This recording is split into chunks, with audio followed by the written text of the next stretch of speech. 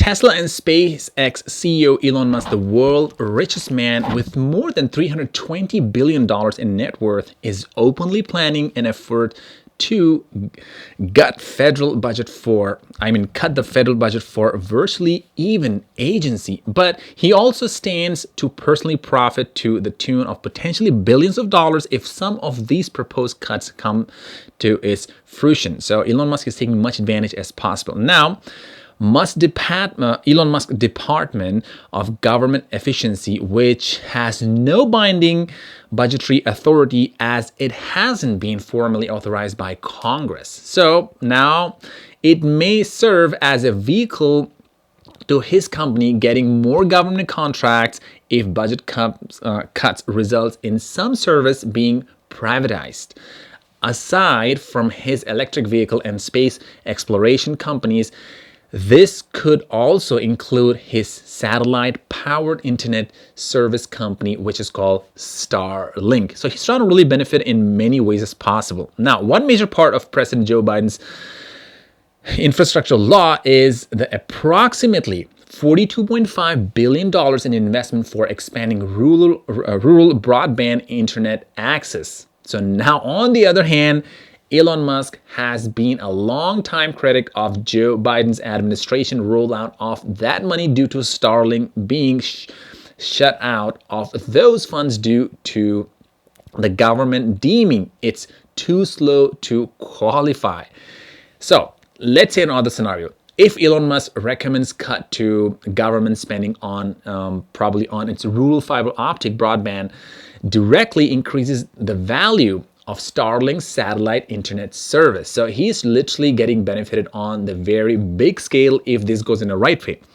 And also, Elon Musk, who has $260 billion, will be charging Helene victim $400 for internet service. Nasty here. Analyst Blair Levin told that Garden, we have never had a situation where leading shareholder of a communication company has both a position, both in terms of influencing the president, but also having an assignment to drive efficiency in government with so many government contracts. So this all being said, now also telecommunication, even in telecommunication industry, that is an extraordinary situation that is unprecedented. So this is what he said to the Garden News. So on the other hand, the large telecom companies like let's say AT&T and Comcast, Finity got the bulk of the government contracts for rural broadband internet access, which set a benchmark of 100 megabyte per second for download speed, 20 megabyte per second for upload speed. Now, and periods of latency limited to 100 millisecond. Now, Starlink currently fails to meet this benchmark with maiden download speed coming in less than 65 megabyte per second as of late 2023. So let's see what will happen and how they will really play with the contract here.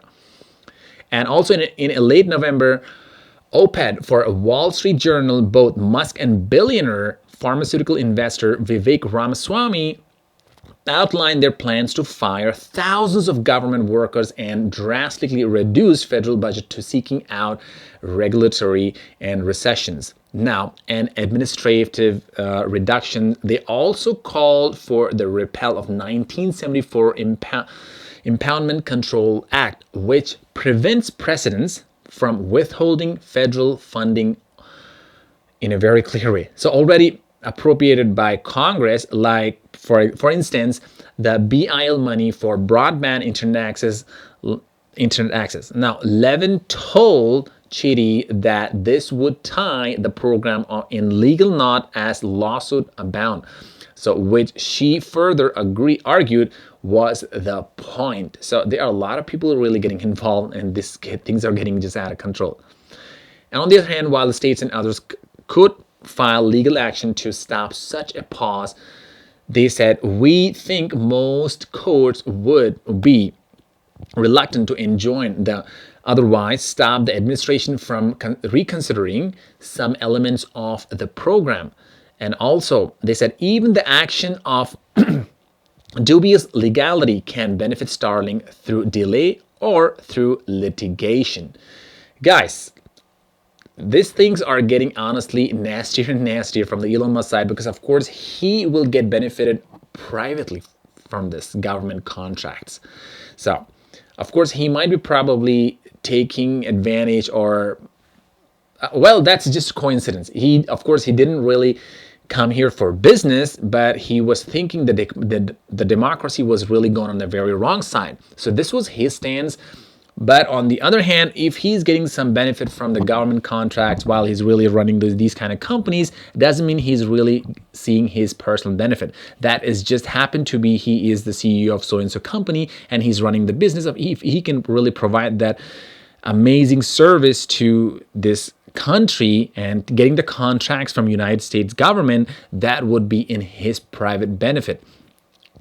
For these 4 years, let's say, of course, he can benefit, but after 4 years, when another government comes, we don't know, they can really shut down or fire out this kind of service from Elon Musk.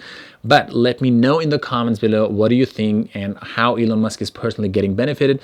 But this is what I find here, that he will get benefited personally. But that's not a wrong thing. That's a very good thing, because that's how the business works.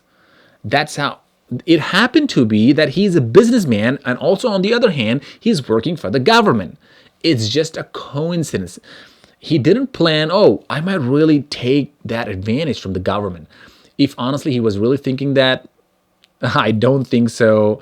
It would have been so nice. But honestly, what I think, this just happened to be. He's a businessman and also he's working for the government, so that's still okay. So just let's not just make this so big fuss out of it. It's just normal business. But let's see what Trump says and what kind of administration they will just set out for this country, and it will just go on a positive side. Thank you so much. Probably see you in the next video. Don't forget to subscribe to the channel and let me know in the comments below, what do you think and what do you think of this comment. Bye bye, and see you in the next video.